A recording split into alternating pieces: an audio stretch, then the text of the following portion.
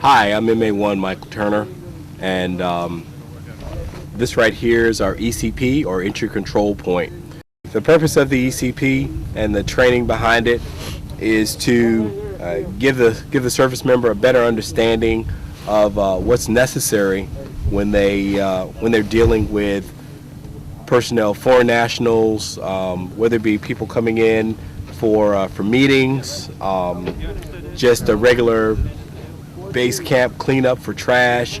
Because granted, this right here that we're doing is in country here, stateside, but when you go overseas, you're gonna have everything from usually sewage, trash, supplies for the galley, as well as other materials brought into your base camp. So it's very key, very important. These personnel that are at the ECP are out here 24 hours a day doing their job, inspecting vehicles, inspecting personnel. When convoys and patrols roll out, these guys get the thumbs up from our BSC to allow them to leave camp. When they're coming back into camp, they also get the thumbs up from the BSC to allow these personnel to come back in.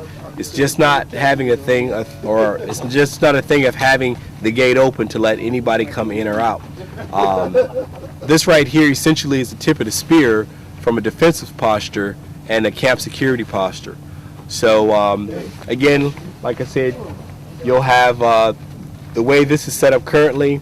There are our defensive perimeters. The barricades are designed to slow the flow of traffic in, not to stop necessarily, but to slow them down. And that gives the gunners a crew serve nest here with the 50 cal that's pointed, its principal direction of fire is right down the ECP access point, as well as your 240 gunners on the left and the right hand side of your main ECP access point. That your 50 cal gunner acts as an overwatch, and any vehicles that would try to rush the ECP, his job is to take that vehicle out. Again, the barricades are designed such that it slows the flow of traffic because people have to weave in and around those barricades. Now here in a training environment, we have plastic barricades, but out in real world, real time, we would have concrete barricades. They would have to be brought in by heavy equipment. The barricades serve also as cover for our personnel if they need to get down behind one of them. As you see there, most of them are situated around at least the barricade to provide them some measure of cover, and they're typically taller than this, or taller than what they're behind as well. They act also as blast barriers to protect them in the event of an IED that may go off. Now your personnel that are farther out, and I don't know if you can see that from here, but personnel that are farther out, you have a contact and another sentry. That contact sentry is the very tip of the spear, in that they're going to be the first person to deal with whatever's coming in. So it's very key that they know how to talk to people, all right, and they need to know their escalation of force, the rules for the use of force, as well as their standing rules of engagement. So essentially, in a nutshell, this is what we do at the ECP. We protect the camp. Stop! Stop!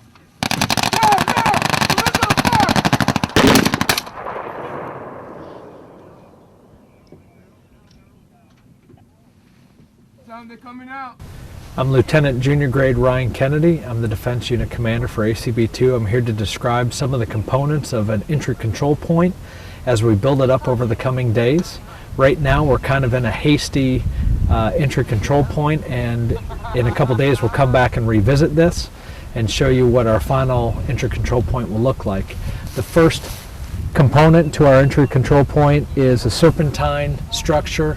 It forces vehicles to slow down because they have to weave back and forth as they navigate through between them, and that brings them to an approachable speed. In the coming days, in this area here, you will see a vehicle and a personnel inspection area, and we will do all of that under bright lights and away from our entry control point down there in case there is a IED in one of the vehicles. That brings us to our gate right now, and our gate is a hasty gate. It's just to cordon off the controlled area versus the uncontrolled area. And right inside the gate we have a couple of bunkers with our first contact and our overwatch personnel. The role of the first contact is to check badges and IDs and to have first contact with any personnel walking up to the ECP. The second person here would have overwatch over that person. And in the coming days, once we set up our inspection area, we will have 2 people performing inspections. Pretty much out here at the ECP entry control point. We're pretty much standing guard out here, taking accountability for who leaves and who enters. Try and keep civilians out, keep a lookout for hostile forces. We have 2 light plants. Our light plants provide 2 functions. One obviously is to light up the enemy position, and the second is actually to hide our crew serve weapons up high, the same manner that when driving down a street and a vehicle coming at you with its bright lights on makes it hard to see behind the vehicle. That's that same principle that we employ. And then here you actually see our choke point. Choke point is established by our 2 ISO containers. That also gives us our overwatch position for our crew serve weapons. The center crew serve weapon is our 50 cal.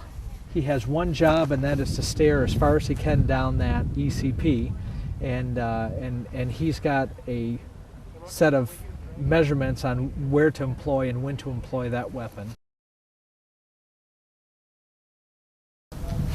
Right now we're up here manning the nest with our crew serve weapons. I had a 240 to my right, and I'm on the 50 caliber machine gun. My principal direction of fire is the road, the ECP, which you can enter, and my objective is to stop vehicles and groups of people in sizes, numbers ranging from 12 to 14, so squad size or larger.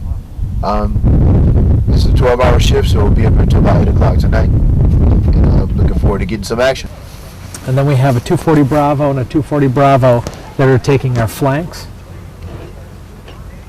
And those components right there show the current situation for our entry control point. We will continue to prove it over a couple of days. We'll come back in a couple of days and show what the changes that we've made to it.